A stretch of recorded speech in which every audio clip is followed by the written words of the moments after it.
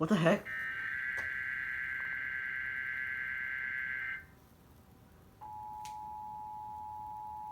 Did WRBA just relay another monthly?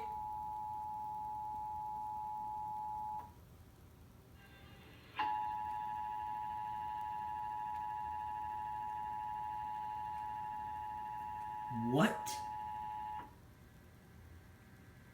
This is a coordinated monthly test of the broadcast stations in your area. Equipment that can quickly warn you during emergencies is being tested. If this had been an actual emergency, such as severe weather, emergency information messages would have followed the alert tone. This station serves the Richmond extended area. This concludes this test of the emergency alert system. They just redid the monthly.